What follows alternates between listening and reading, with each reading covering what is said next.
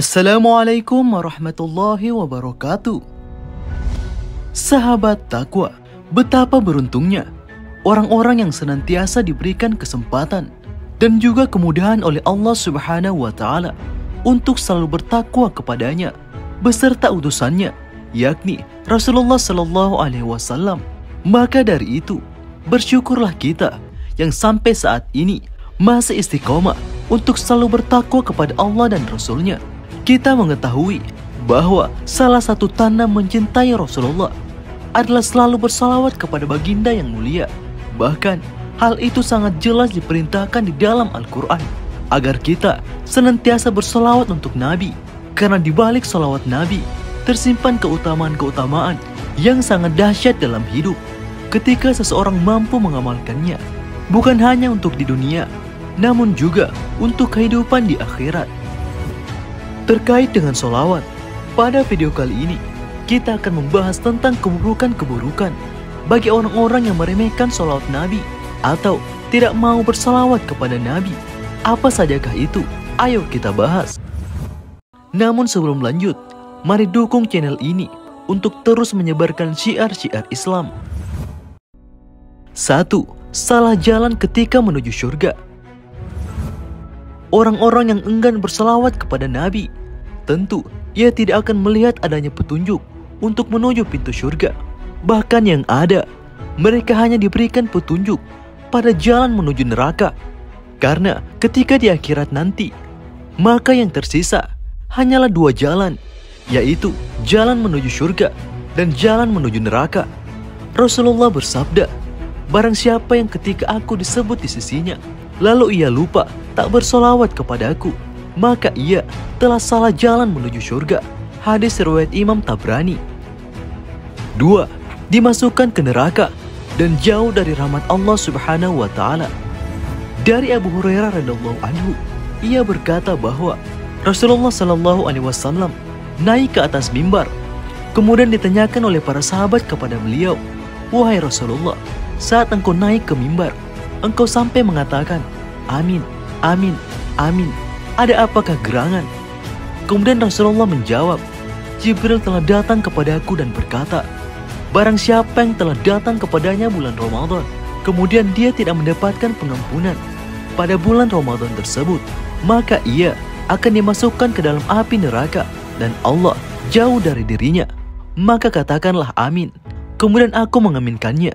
Dan barang siapa yang mendapatkan orang tuanya ketika keduanya masih hidup, atau salah satu di antara keduanya masih hidup, sementara dia mampu berbuat baik untuk kedua atau salah satu di antara keduanya, kemudian dia tidak mau berbuat baik kepada keduanya atau salah satu di antara keduanya yang masih hidup tadi, lalu ia mati, maka Allah Subhanahu wa Ta'ala akan memasukkannya ke dalam api neraka dan Allah jauh dari dirinya.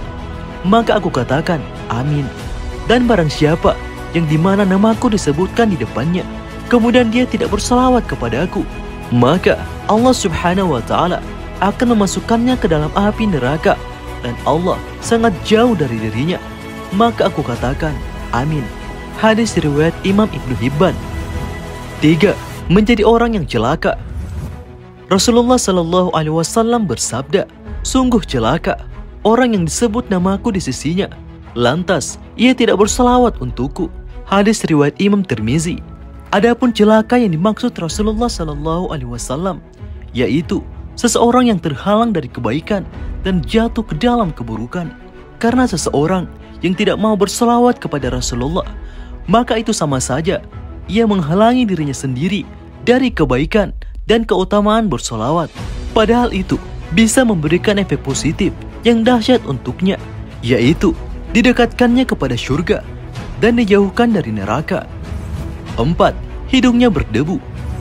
Rasulullah bersabda, berdebu hidung seseorang yang namaku disebut di sisinya, namun ia tak mau berselawat kepadaku. Hadis riwayat Imam Tirmizi. Adapun maksud Rasulullah Sallallahu Alaihi Wasallam tentang hidung berdebu, yaitu ulama mengartikan kalimat hidung berdebu sebagai suatu kerendahan dan kehinaan.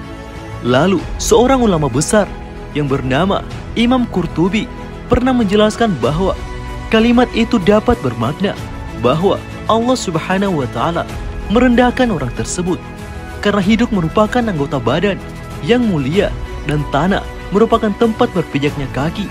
Maka orang yang hidungnya ditempelkan ke tanah berarti ia telah direndahkan dan dihinakan sedemikian rupa. Maka dengan demikian dapat dipahami bahwa orang yang enggan membaca sholawat ketika mendengar nama Rasulullah disebut adalah orang yang sangat rendah dan hina di hadapan Allah Subhanahu wa Ta'ala. 5. Orang yang bakhil. Keburukan selanjutnya yaitu orang yang enggan berselawat kepada Nabi ketika ia mendengar nama beliau dianggap sebagai orang yang bakhil atau orang yang pelit. Bahkan dalam satu riwayat Rasulullah menyebutnya sebagai orang yang paling pelit. Rasulullah bersabda, orang yang bakhil adalah orang yang ketika aku disebut di sisinya lalu ia tidak berselawat kepadaku. Hadis riwayat Imam Ahmad. Seperti yang diketahui bahwa orang yang bakhil atau pelit adalah orang yang tidak mau memenuhi hak orang lain yang menjadi kewajibannya. Sebaliknya, orang yang mau memenuhi kewajibannya secara sempurna tidak disebut sebagai orang bakhil. Rasulullah Shallallahu Alaihi Wasallam adalah orang yang menjadi sebab didapatkannya kebahagiaan di dunia dan akhirat karena beliau datang sebagai orang yang memberikan petunjuk dan rahmat bagi alam semesta. Beliau juga penyelamat bagi manusia dari kejelekan dan kerusakan dunia, bahkan menjadi penyelamat di akhirat dari segala hal yang tidak disukai dan dari siksaan api neraka. Maka dari itu sangatlah wajar dan pantas Rasulullah berhak untuk selalu diagungkan dan dihormati, sebab Rasulullah Shallallahu Alaihi Wasallam adalah orang yang paling berhak untuk diagungkan dan dihormati dengan sebaik-baiknya pengagungan dan penghormatan.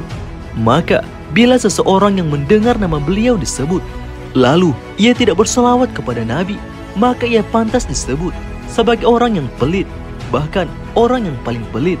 Nauzubillah min salik. Sahabat takwa, itulah keburukan-keburukan yang akan didapatkan bagi orang-orang yang tidak mau berselawat kepada Nabi. Semoga kita semua selalu dimudahkan oleh Allah Subhanahu wa Ta'ala untuk selalu berselawat kepada Rasulullah. Amin. Demikian, semoga bermanfaat.